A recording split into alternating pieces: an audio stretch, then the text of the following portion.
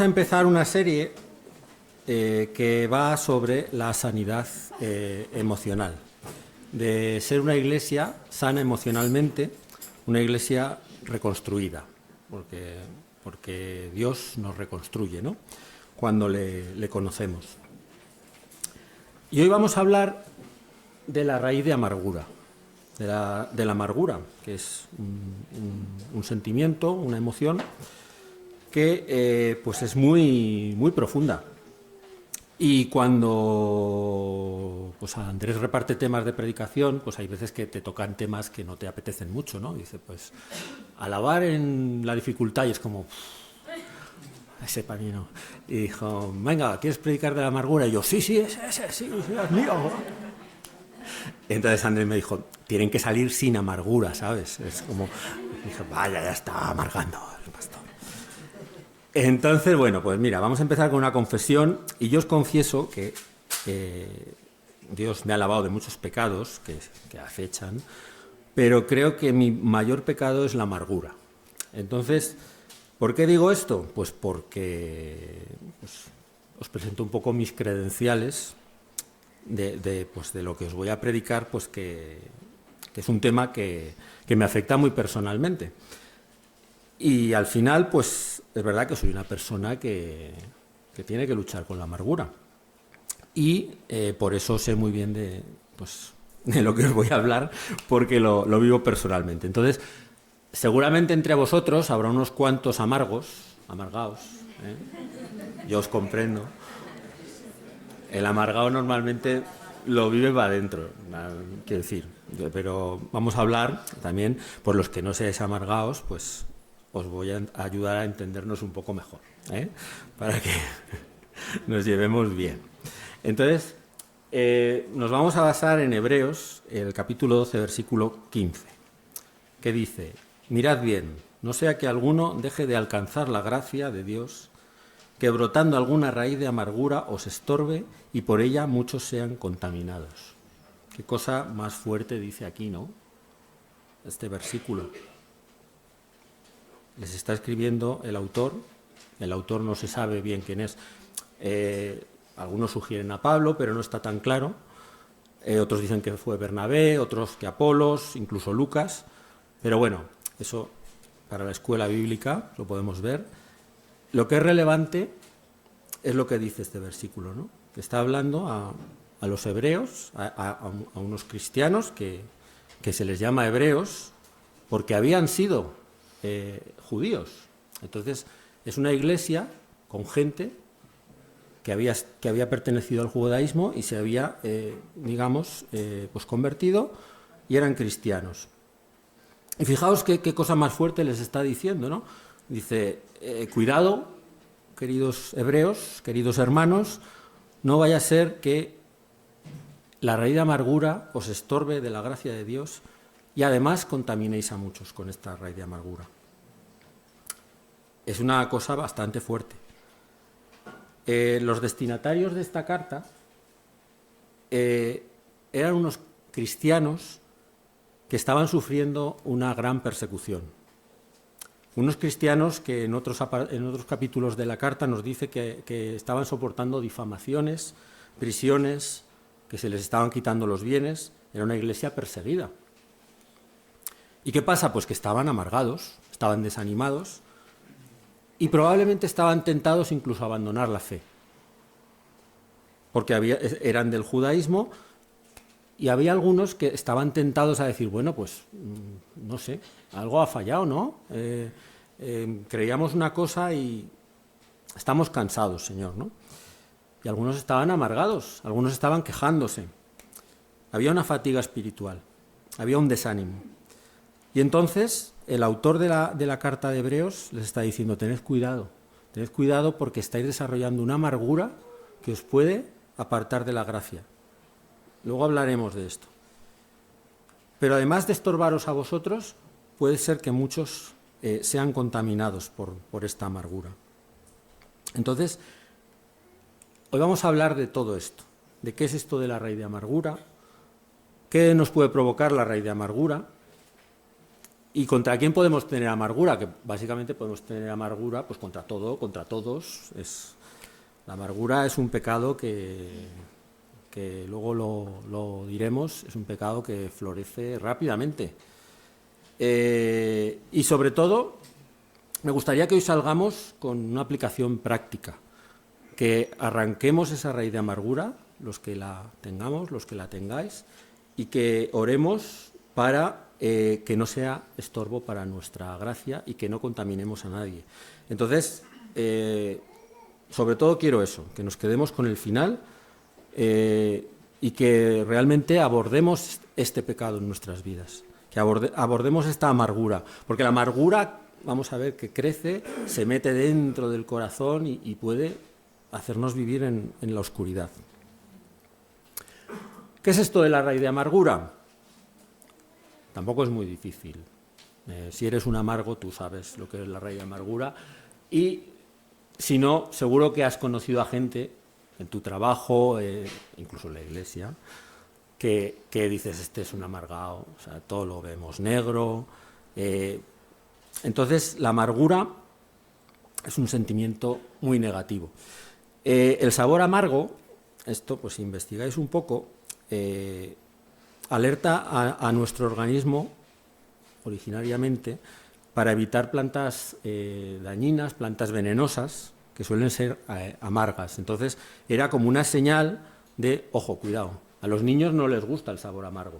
Y normalmente el sabor amargo es el que tú más tienes que educar para acostumbrarte a él, ¿no? El café sin azúcar, tal, se puede educar. Ya nos da una idea de que a veces nos podemos acostumbrar a la amargura. Y es muy interesante, pues, la etimología de las palabras, en este caso, es muy interesante que la raíz de la palabra amargura en griego significa punzante, veneno, atravesar, perforar. Es un sentimiento que perfora, que pincha.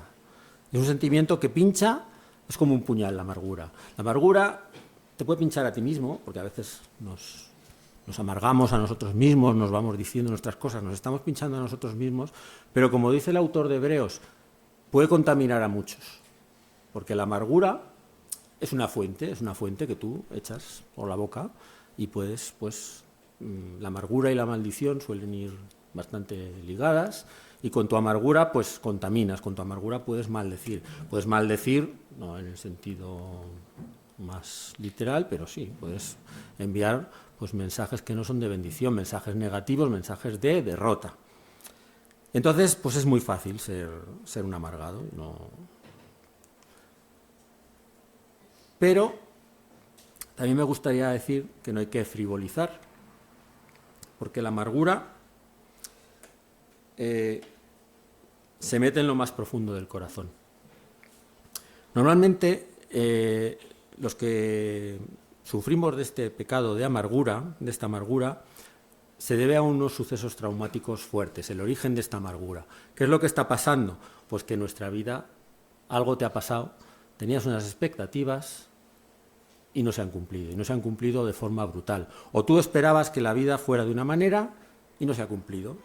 Entonces, pues tenemos muchísimos casos de cómo la vida te puede maltratar, cómo en el colegio te pueden hacer abuso, puedes tener unos padres malísimos, te pueden haber maltratado, puedes tener una enfermedad, el mundo te puede tratar mal. ¿Y qué pasa? Que tú esperas que alguien te ayude. Tú esperas que alguien te ayude y a lo mejor, pues en ese momento nadie te ha ayudado. Y ahí se ha quedado esa raíz de amargura. La amargura, pues ¿dónde surge? ¿Dónde crece? Pues en esos surcos, de esas heridas fuertes que nosotros hemos creído que alguien nos iba a ayudar y no vino nadie.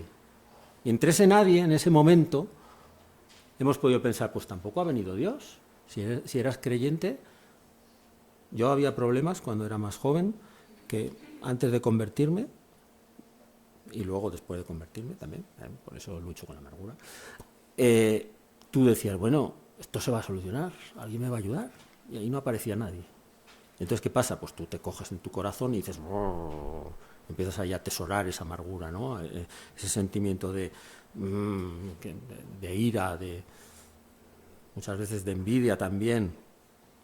Y lo que me gusta de la Biblia, porque nosotros somos cristianos bíblicos, si has venido pocas veces o es tu primera vez, vamos a la Biblia. Vamos a la Biblia. Y lo que me gusta de la Biblia es que de nuevo aparecen personas amargadas, personas que han luchado con esa amargura. Y hay mucha amargura en la Biblia, hay mucha amargura. Tenemos a Caín. Caín estaba amargado, porque es que Dios prefería a su hermano. Y decimos, hombre, Caín, mira a ver, no, es que Dios prefiere a mi hermano. Amargura. José podía haber estado amargado. Podía haber habido sitio para la amargura en la vida de José. En Génesis aparece, sus hermanos le vendieron como esclavo. Era el favorito, el que tenía todo, y de repente dices, estás como esclavo por ahí en un pozo, vendido a los mercaderes. Dices, pero por Dios, Señor, ¿qué ha pasado? Pues yo tenía sueños de que iba a llegar a no sé dónde. Allí podía haber habido amargura. Moisés es otra persona que luchó mucho con la amargura. Hay un versículo en Éxodo 5:22, cuando aún no han salido de Egipto, Moisés le dice a Dios, no estaba saliendo la cosa como él creía, y Dios le había hablado ya. Dice, pues ¿para qué me has enviado? ¿Para qué me enviaste? Porque desde que yo vine a Faraón para hablarle en tu nombre, ha afligido a este pueblo, y tú no has librado a tu pueblo. Yo creo que ahí podéis ver que hay amargura contra Dios. Luego en el desierto también Moisés de nuevo decía, Señor, no puedo más. Ahí había amargura, hay mucha amargura. Daniel podía haber tenido amargura. Daniel era una persona que se había ido de su país, le habían echado de su país. Probablemente era eunuco. No es muy realizante ese tema, ¿no? Estaba sirviendo a un rey extranjero, a un rey pagano. Podía haber dicho, Señor, pues no sé, mira, te olvido. Job, todos sabéis la historia de Job. Jonás, el llamado profeta amargo. Jonás, Dios le envió a predicar a un pueblo políticamente enemigo de Israel. Jonás era lo que hoy sería pues un nacionalista, La política era importante para Jonás, porque igualaba a Dios con ese Dios político de tú vas a llevar a Israel a la victoria, y Dios le manda a predicar a sus enemigos. Como dice Miguel Ángel, le explotó la cabeza a Jonás. Y Jonás se enfadó con Dios, Jonás estaba amargado con Dios. Jonás le llega a decir a Dios, mira, de verdad, Dios le dice, oye, que voy a salvar a estos de Nínive. Y Jonás le dice a Dios, pues si ya lo sabía yo, Dios, es que ¿para qué me has mandado aquí? Si ya lo sabía yo, que eres piadoso, pues no haberme mandado. Un profeta amargo. Y acabamos con Ruth. Con el libro de Ruth. En el libro de Ruth aparece Noemí. Noemí pierde a su esposo, Noemí pierde a sus hijos, y se llena de una amargura tan profunda que les dice a las nueras, perdón. Tengo un problema con ese concepto, sí. A las cuñadas le dice, no me llaméis Noemí, llamadme Mara, porque en gran amargura me ha puesto el Todopoderoso. Llega al sentido de que su identidad la define la amargura. Y a veces es verdad, a veces nuestra identidad puede ser definida por la amargura. La amargura es un sentimiento que puede llevar a un pecado muy profundo y que puede definir nuestra identidad.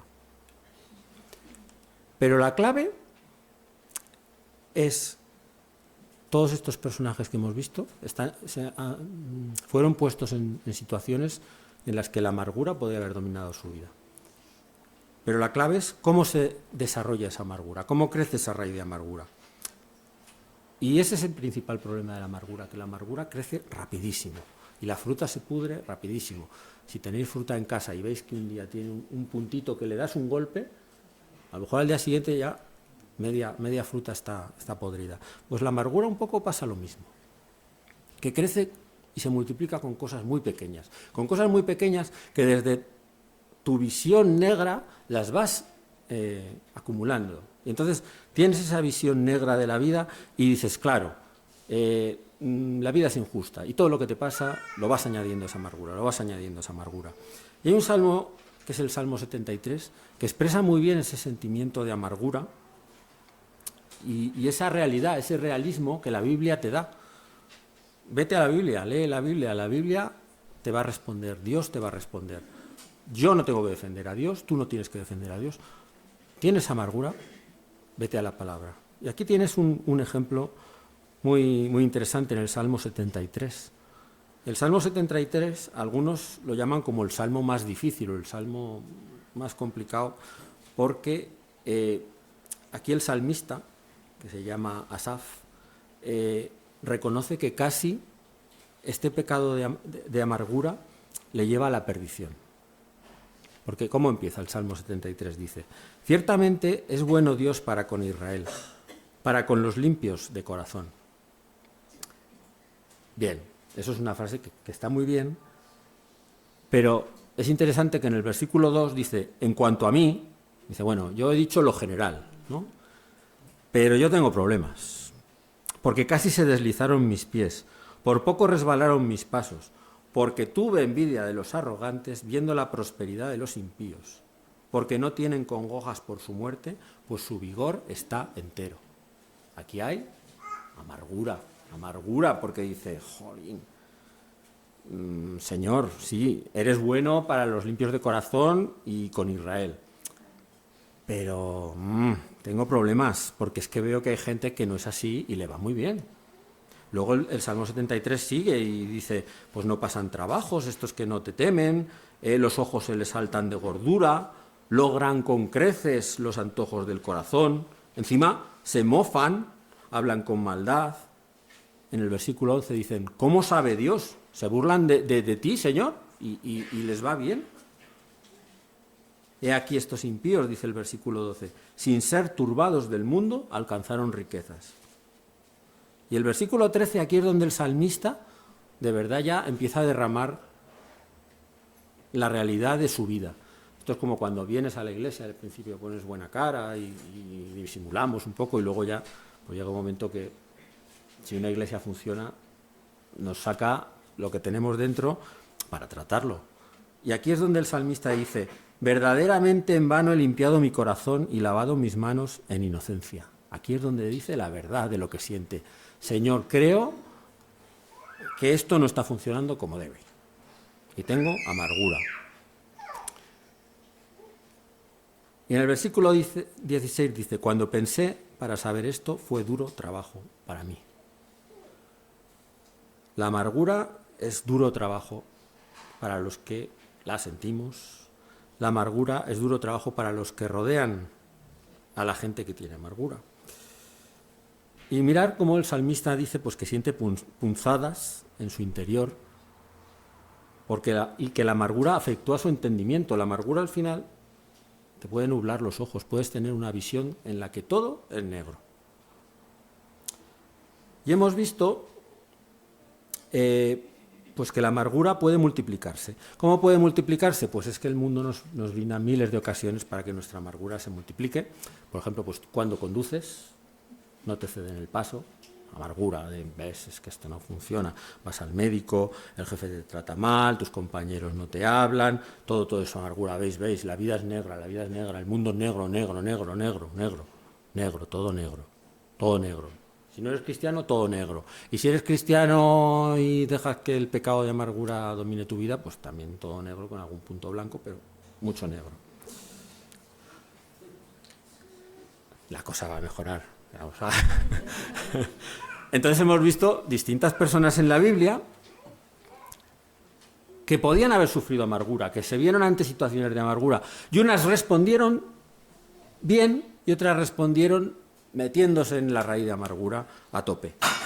Caín se metió en la raíz de amargura a tope, ¿y qué pasa? Pues que mató a su hermano. O sea, mal. José, en cambio, supo reconocer a Dios en esa amargura, en esa situación. En Génesis 50, 20, cuando se ve con sus hermanos, les dice, no os preocupéis, porque vosotros pensasteis esto para mal, pero Dios lo encaminó para bien. ¿Cómo había trabajado en su corazón eso? José es que es una pasada cómo maneja la amargura. José se queda en la cárcel cuando salva a dos personas que luego no le reconocen y se queda años en la cárcel. Podría haber dicho, joder, señor, esto ya no puedo más, o sea, ya está, o sea, es que ya vale. Y José supo aguantar. Es duro tratar con la amargura, porque dice que José, cuando vio a sus hermanos, llegó un momento que no pudo aguantar más, se puso a gritar y a llorar de dolor de lo que tenía dentro. Había gestionado esa amargura, pero había dolor, no es fácil. Moisés aguantó como pudo y llevó al pueblo a la tierra prometida. Daniel sirvió a pesar de todo. Tuvo una respuesta de, Dios me libra de esto o no, pero yo voy a servirle. Y Job es un ejemplo también de manejar esa amargura. Jonás, pues bueno, ahí nos lo deja el Señor. Lees el libro de Jonás y no lo sabemos. Jonás se queda enfadado. Y el libro de Jonás acaba bruscamente. Pero también me gusta ver que en el libro de Ruth Dios cambia la historia de Noemí y Dios cambia la identidad de Noemí. Y Noemí ya deja de ser Mara para volver a ser Noemí. Y entonces la gente la ve y dice, Jehová ha restaurado el alma de esta mujer. Y qué bonito es, que Jehová puede restaurar nuestra identidad. Jehová puede sanar lo más profundo de nuestro corazón. Porque además, claro, el problema está en que a lo mejor tú no eres cristiano o te has convertido. Yo tenía amargura antes de ser cristiano. Luego me convertí, descubrí, Jesús me ha lavado de mis pecados, guay. Entonces dije, bueno, pues ahora ya sí que sí, conozco al ayudador, sé cómo orar, sé cómo gestionar mi vida, porque voy a orar y todo me va a salir bien. Entonces, pues, pasó que no. Y que pasaron otros acontecimientos que, bueno, pues pueden hacer que surja amargura pues contra mis hermanos, surja amargura contra la Iglesia, surja amargura contra Dios. Que precisamente esto es lo que habla en la carta a los hebreos. Porque nos está diciendo, los hebreos eran cristianos, les está diciendo, tened cuidado con esa raíz de amargura que tenéis dentro. Y eran cristianos, eran convertidos. Entonces, hay también casos de amargura en las iglesias, en el Nuevo Testamento. Hay un apóstol, que es el apóstol Tomás, con el que me he identificado mucho, que aquí os he puesto el capítulo 20 de Juan, que Tomás es el que dice, si no toco esto con mis manos, yo no creo. Dice, hay una cierta amargura ahí de, no me gusta. Pero creo que el carácter de Tomás se ve más en el capítulo 11 de Juan, porque cuando, versículos 15 a 17, Jesús dice que quiere ir a Jerusalén, que era cierto que ahí le iban a matar, los discípulos estaban como, ¿y qué dice Tomás? Tomás dice, venga, vamos también nosotros para que muramos con él. Tomás era el alegre, Pues un poco soy así yo, los que me conocéis bien ya lo sabéis, ¿no? Tomás era un discípulo que pues veía la vida con una cierta amargura, dentro de que seguía a Jesús. Y hay una trampa en la amargura, que a veces dices, hombre, pero si yo hago las cosas, Señor, hago las cosas con mi amargura, pero ahí estoy, ¿qué pasa? Que soy fiel con mi amargura. Y esa es la trampa, que es que Dios no nos quiere con amargura. Entonces, hermanos amargados, hermanas amargadas, si os quedáis con algo de esto de hoy, es que Dios no nos quiere con amargura, porque el diablo nos engaña, y a mí me engañaba y me decía, bueno, pero tú eres fiel, tú estás ahí, tú haces las cosas, ¿no? Pues ya está. Aunque las hagas amargado, pues no. Dios no me quiere con amargura. Dios quiere que haga las cosas con alegría. Todo me cuesta decirlo,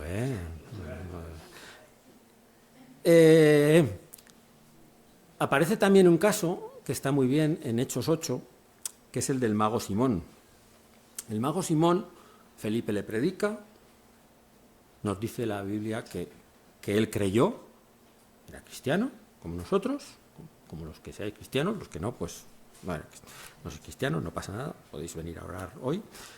Y Simón creyó fue bautizado y estaba siempre con Felipe y veía las señales y milagros. Nos dice que estaba atónito.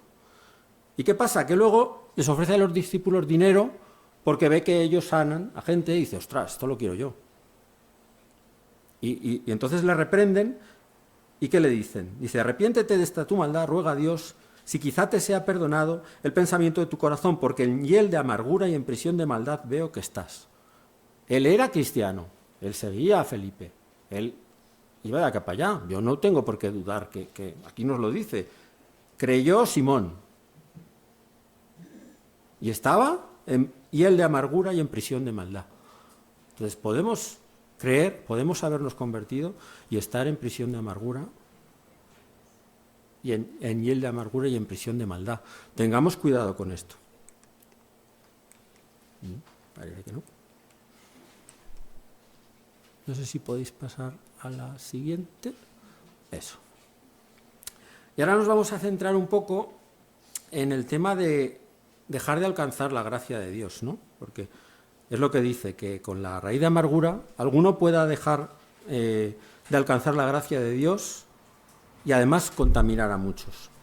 Entonces, dejar de alcanzar algo es no aferrarse a ello. En otras versiones nos dice como que no reciba la gracia de Dios, dejar de recibir la gracia de Dios. Y aquí uno de los elementos que nos indica que los destinatarios eran hebreos es que en Deuteronomio 29, versículo 18, hay una referencia al pueblo de Israel que estaba yendo detrás de los ídolos y estaba en el desierto pues muy disipado, digamos. Entonces dice, no sea que haya entre vosotros varón o mujer o familia o tribu cuyo corazón se aparte hoy de Jehová nuestro Dios para ir a servir a los dioses de esas naciones. No sea que haya en medio de vosotros raíz que produzca hiel y ajenjo. Ajenjo es amargo.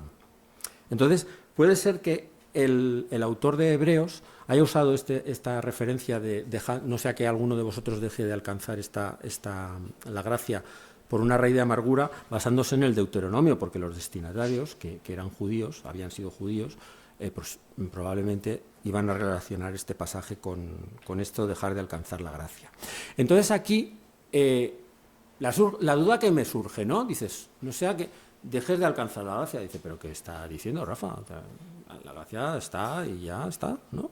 Entonces, vamos a ver, porque la Biblia lo pone, no sea que alguno deje dejar de alcanzar la gracia de Dios. Problema. ¿Puedo perder la salvación, la gracia, porque mis pecados son muy grandes? ¿Qué creéis? ¿Y si son muy grandes, muy grandes, muy grandes, muy grandes? ¿Y grandísimos? No. Entonces, el tamaño del pecado no afecta a la salvación. Hay que tenerlo claro. Primera de Juan 1:9. Si confesamos nuestros pecados, Él es fiel y justo para perdonar nuestros pecados y limpiarnos de toda maldad. ¿Vale? Juan 5. El que crea al que me envió, el que oye mi palabra y crea al que me envió, tiene vida eterna y no vendrá a condenación, mas ha pasado de muerte a vida. Lo tenemos claro. Efesios. En él también vosotros, habiendo oído la palabra de verdad, el evangelio de vuestra salvación, y habiendo creído en él, fuisteis sellados con el Espíritu Santo de la promesa. Estamos sellados con el Espíritu Santo cuando aceptamos la salvación que Jesús nos brinda. Pero hay que tener cuidado. Hay que tener cuidado porque ¿hay algún pecado que sea imperdonable? Sí, la blasfemia contra el Espíritu Santo. Pues ahí tenemos en Mateo 12:31 que Jesús lo dice, todo pecado será perdonado menos la blasfemia contra el Espíritu Santo. La blasfemia contra el Espíritu Santo es un rechazo persistente, consciente, total de la gracia de Dios. Y más, atribuyendo la obra del Espíritu Santo a los demonios. Porque esto lo dijo Jesús cuando los fariseos, viendo que Jesús sanaba y hacía milagros, decían que estaba poseído por un demonio. Y Jesús se puso serio y dijo, cuidado con esto, porque esto es un pecado imperdonable. Entonces, ¿puedo perder la salvación porque mis pecados son grandísimos, infinitos? No. Siguiente, por favor. ¿Puedo perder la salvación porque rechazo la gracia de Dios revolcado en mi amargura? Pues cuidado, yo te digo, cuidado. ¿Vas a perder la gracia por tus pecados? No. ¿qué nos está diciendo la carta de Hebreos? Ten cuidado con esa raíz de amargura. Seguramente si tú tienes preocupación por perder la salvación, no la vas a perder, porque es el Espíritu Santo el que te está rearguyendo y el que precisamente te está hablando y diciendo, cuidado, te estás apartando, no vas a perder la salvación. Pero es verdad que la Biblia pone lo que pone, y yo no me lo voy a inventar. Aquí tenéis unos cuantos versículos que nos invitan a reflexionar. Dice en Mateo 24, por haberse multiplicado la maldad, el amor de muchos se enfriará, mas el que persevere hasta el fin, éste será salvo. Nos invita a perseverar. En la epístola a los Hebreos hay versículos que son muy significativos. En Hebreos 6, versículo 6, dice 4-6. Porque es imposible que los que una vez fueron iluminados y gustaron del don celestial y fueron hechos partícipes del Espíritu Santo y asimismo gustaron de la buena palabra de Dios y los poderes del siglo venidero y recayeron otra vez, sean otra vez renovados para arrepentimiento, crucificando de nuevo para sí mismos al Hijo de Dios y exponiéndole a vituperio. Jesús se sacrificó por ti una vez y para siempre. No podemos jugar. Ten cuidado. También muchas veces podemos pensar, si no tienes las cosas claras, quizás es que no has aceptado a Jesús de verdad como tu Salvador. Jesús murió por ti una vez, no puedes ir repitiendo ese sacrificio. En Hebreos 10, versículos 26 y 27, este no aparece aquí, pero es clarísimo, dice, porque si pecamos voluntariamente, después de haber recibido el conocimiento de la verdad, ya no queda más sacrificio por los pecados, sino una horrenda expectación de juicio y de hervor de fuego que ha de devorar a los adversarios. No os quiero meter miedo, pero las cosas están bastante claras. Vamos a tener cuidado de vivir bien nuestra gracia, porque yo os lo digo por experiencia. Yo soy un cristiano que he vivido con gracia, sin gracia, es decir, con gracia, con mayúscula, sin gracia para mi vida y sin gracia para los demás, porque he vivido en derrota, he vivido en queja, he vivido en amargura. Entonces, ¿eso es la vida que Dios quiere para ti? No. Entonces, aquí te está diciendo esto. Dice, no juegues con esto, no juegues con esta raíz de amargura, porque es peligroso para ti y es peligroso para los demás. Y hasta aquí la raíz de amargura. Y lo que quiero hoy para vosotros, para mí, es centrarme en qué puedo hacer con todo esto. ¿Qué puedo hacer con todo esto? Y lo primero que tengo que tener claro es que Dios no te quiere así. Dios no me quiere así. Dios no quiere hijos amargos. No sé, ¿tienes hijos? ¿A ti te gustaría que tu hijo fuera un amargo, un gruñón? No. Pues Dios no nos quiere así. Dios no nos quiere así, primero, porque nos hacemos daño a nosotros mismos con la amargura y porque hacemos daño a los demás. La amargura, sabéis que está muy ligada a la maldición al final. El que está amargado, de la abundancia del corazón habla la boca. Y si tú tienes la amargura desbocada, vas a largar, vas a soltar allí. Santiago 3 nos habla de la lengua, ¿no? Dice que ningún hombre puede domar la lengua, que no puede ser refrenada, que está llena de veneno mortal. Y nos habla de una fuente que no puede echar a la vez agua dulce y agua amarga. Entonces, así tenemos que ser nosotros.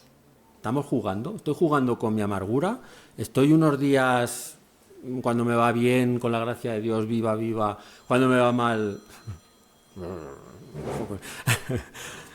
cuando me va mal, juego con la amargura. Santiago nos dice, no puede ser una fuente dulce y amarga. Entonces, cuidado con esa amargura. En Efesios nos dice que se nos quite que sea quitada de nosotros la amargura, enojo, ira, gritos, insultos, así como toda malicia. La amargura es fuente de maldad, es fuente de multiplicar el pecado. La amargura es como un facilitador de muchos pecados. Si yo estoy amargo, seguramente voy a estar enfadado, voy a hablarte mal, voy a gritar, voy a insultar y voy a ver la vida con mucha malicia. Y sobre todo, aunque sea por nuestro egoísmo, como nos dice en el Salmo 34, 21, matará al malo la maldad. Pues la amargura se te va a comer a ti. El primero que se te va a comer es a ti. ¿Y puedo cambiar? Pues sí, puedo cambiar. ¿Es fácil cambiar? Bueno, no es fácil, pero puede hacerse porque estamos con Dios. Y está muy bien porque tenemos dos elementos para cambiar. El primero, la injusticia universal, porque el que está amargado, normalmente, yo, vosotros, amargados hermanos, ¿cómo veis el mundo? ¿Cómo veis el mundo? Pues con una injusticia cósmica. Yo quiero que el mundo sea de una determinada manera, que es el mundo justo. Y como el mundo no es justo, porque está el pecado, entonces yo quiero, surge esa amargura, de choque con la realidad. Pero la Biblia tiene respuesta para nosotros, tiene respuesta para ti. Y esa respuesta es también la que dio José. Dios lo encaminó para bien. Y esto no hay que frivolizar, porque estoy hablando de situaciones gordas. La amargura nos surge muchas veces de cuando tengo una enfermedad que no se me va, de cuando me tratan mal en el trabajo, mal en el colegio. Puedo desarrollar esa amargura, y esa amargura puede durar días, puede durar años, o hasta que me vaya al cielo. Entonces no es una cosa frívola de... bueno, pues es que... Oye, pues no, o sea, es una cosa importante. Tenemos que trabajar en que Dios nos sane esa amargura. ¿Por qué? Porque la palabra tiene respuesta para nosotros. Proverbios 16:4. Todas las cosas ha hecho Jehová para sí mismo, y aun al impío para el día malo. Las cosas que nos pasan, Dios las tiene previstas. Y a veces no las entendemos, a veces yo no las entiendo. Y a veces ahí está el impío, ¿no? A veces ahí está el malo que aparece. Pues hasta ese Dios lo va a usar. Hasta ese lo tiene Dios. Él no se escapa. El impío, estos malvados que hablan en el Salmo 73, Asaf, no se escapan del control de Dios. Y tenemos que vivir para esta injusticia que nos atenaza de que vemos el mundo negro. ¿Por qué? ¿Por qué? Tenemos que vivir en la esperanza. Y esto es a través de la fe. Tenemos Romanos 8:28, que ese nos lo sabemos muchas veces. También tenemos Romanos 8:18. Tengo por cierto que las aflicciones del tiempo presente no son comparables con la gloria venidera que en nosotros ha de manifestarse. Los hebreos estaban sufriendo, eran una iglesia perseguida. Las cartas del Nuevo Testamento, hay muchísimas que son iglesias que estaban machacadas por el Imperio Romano, perseguidas, pero tenían su esperanza en Dios. Muchos de ellos estaban mucho peor que nosotros y tenían su esperanza en Dios. Entonces, para esto, pues para esto te invito a ir a la palabra, te invito a que veas todas las promesas que Dios tiene para ti, sobre todo para el futuro, para la esperanza. O sea, yo no te voy a decir, pues aquí te va a ir fenomenal, si te van a quitar los problemas. Vosotros lo sabéis como yo, hay problemas que se solucionarán en el cielo. Pero es verdad que Dios lo tiene todo en su mano. Dios lo tiene todo en su mano, aun el impío para el día malo. Esto para nuestra injusticia, visión de injusticia total, ¿no? que nos hace el ver la vida con amargura.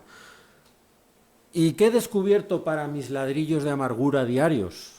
Pues lo primero, que yo veía la vida con unas gafas de amargura. Entonces cada cosa, si tú tienes la raíz de amargura, la ves con gafas de amargura.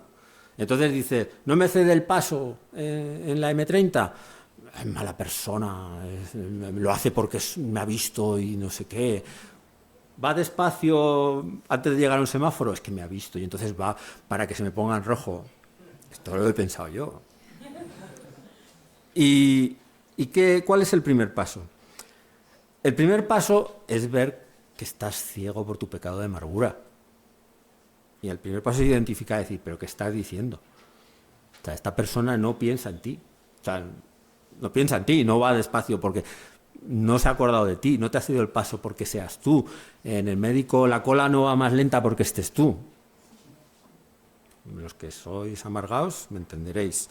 Porque vivimos en esa raíz de amargura. Si tú la dejas, se mete por todo tu corazón y lo ves todo negro. y el mundo está negro, y tu carrera profesional va a ser negra, tu familia negro, todo negro. Entonces, esos ladrillos hay que quitarlos.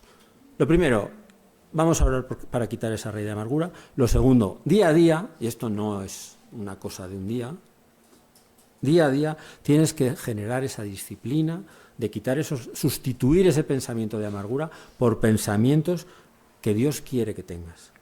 ¿Y qué pensamientos Dios quiere que tengas? Que yo tenga. En Hebreos 12 nos dice: teniendo en derredor nuestro tan grande nube de testigos, despojémonos de todo peso y del pecado que nos asedia. No vamos a leer superficialmente. El pecado nos asedia. ¿Sabéis lo que es un asedio? Un castillo, ahí se ponían para entrar en el castillo. Había asedios que duraban años. Se quedaban ahí los de fuera asediando, hacían sus campamentos. Había ciudades que surgieron, actuales, asediando un castillo. Entonces el pecado no se va a ir. Está muy bien, somos cristianos, pero el pecado nos asedia cada día, cada día. Entonces cada día tenemos que identificar ese pecado de amargura y decir: no, yo renuncio a esta visión de amargura. ¿Y qué hacemos? Puestos los ojos en Jesús, corriendo con paciencia la carrera que tenemos por delante. Y es una carrera diaria.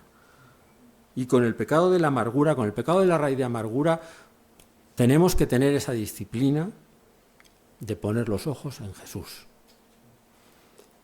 Y sustituir esa amargura, ese enojo, como nos dice en Efesios 4:32, quitar esa amargura, ese enojo, esos gritos, y sustituirlos. Sean más bien amables unos con otros, misericordiosos, perdonándose unos a otros, así como también Dios los perdonó en Cristo.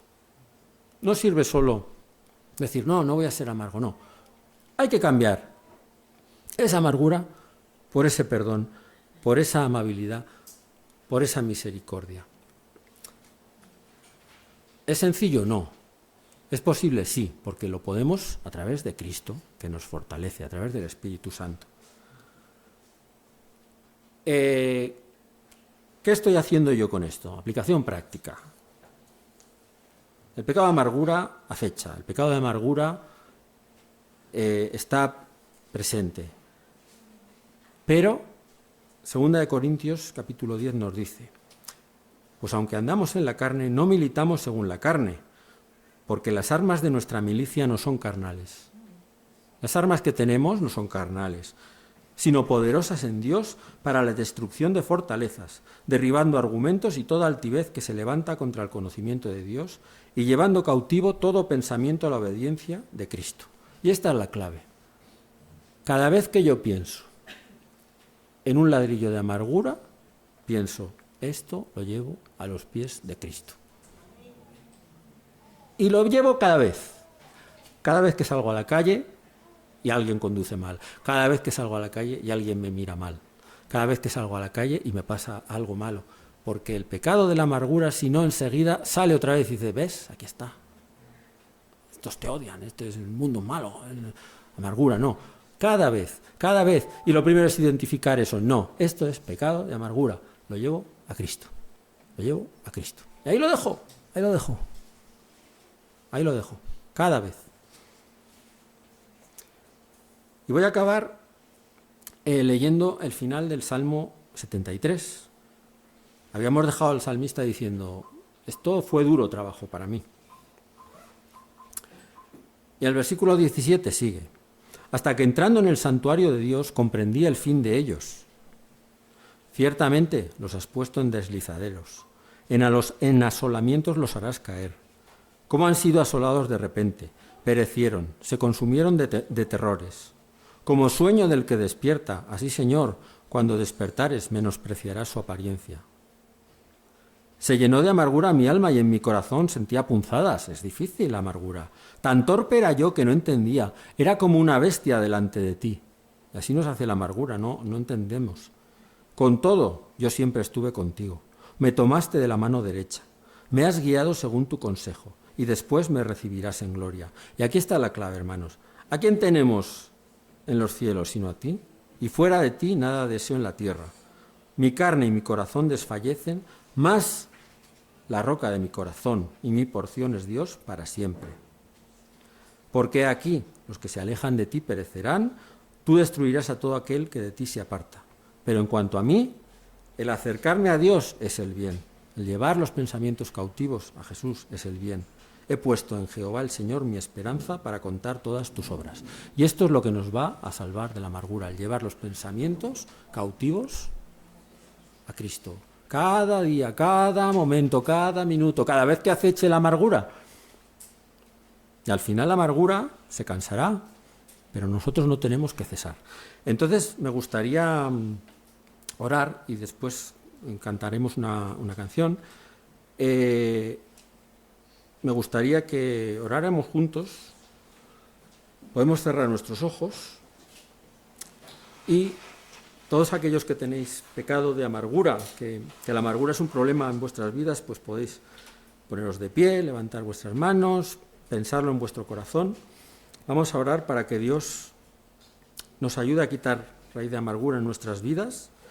Si la raíz de amargura no es un pecado en tu vida, pues ora por tus hermanos para que les ayude. Y después pues os invito a pasar al rincón de oración. Hay gente que va a orar por vosotros y que puede orar para que Dios quite ese pecado de amargura. Bueno. Señor, venimos delante de ti, Padre. Nos ponemos delante de ti con nuestros pecados, Señor. Queremos hoy poner delante de ti nuestra amargura, Señor, nuestra raíz de amargura en nuestras vidas, Señor. Tú sabes lo que hemos sufrido, Señor. Tú sabes por lo que estamos pasando, por lo que hemos pasado, Señor. Y nuestros corazones se duelen, Señor. Y nos cuesta a veces, Señor, entenderlo, Señor. Nos cuesta tener paciencia, Señor. Pero sabemos que tú estás con nosotros, Señor. Que nada se escapa de tu control, Señor. Hasta el malvado, Señor, para el día malo, Señor, tú lo tienes ahí. Y tú lo emplearás para bien, Señor. Señor, te pido por mi vida, Señor. Te pido por la vida de mis hermanos, Señor, de mis hermanas, Señor. Te pido por esa raíz de amargura, Señor, que tú la quites de nuestros corazones, Señor. Por la sangre de Jesús te lo pedimos, Señor. Cualquier pecado, Señor, tú nos lavas de él, Señor. Te queremos, Señor, pedir perdón cuando nos hemos aferrado a esa amargura, Señor. Cuando la amargura ha dado sentido a nuestras vidas, cuando la amargura ha inundado nuestras vidas, Señor. Te pedimos perdón, Señor. Te pedimos perdón, Señor, y renunciamos a esa amargura en nuestros corazones, Señor. Ayúdanos, Padre, a vivir en victoria, en la victoria de tu Hijo Jesús, Señor. De tu Hijo Jesús, que nos va a llevar al cielo, Señor, que nos va a librar de todo sufrimiento, Señor, que nos ayuda a vivir en esperanza, Señor. Ayúdanos, Señor, a ser sufridos, Señor, en los problemas, Señor. Ayúdanos a tener esa esperanza, Señor, esa alegría en tu esperanza, Señor, y ayúdanos, Señor, a ser disciplinados, fieles, Señor, cada día, a reconocer ese pecado cada día, Señor, ese pecado cada minuto, Señor, renunciar a ese pecado en cada minuto, Señor, entregarlo a los pies de tu Hijo Jesús, Señor. Ayúdanos, Señor, desata el Espíritu Santo en nuestras vidas, Señor, que no sea por nuestras fuerzas, como tú nos dices, Padre. En el nombre de Jesús te lo pido todo, Padre. Amén.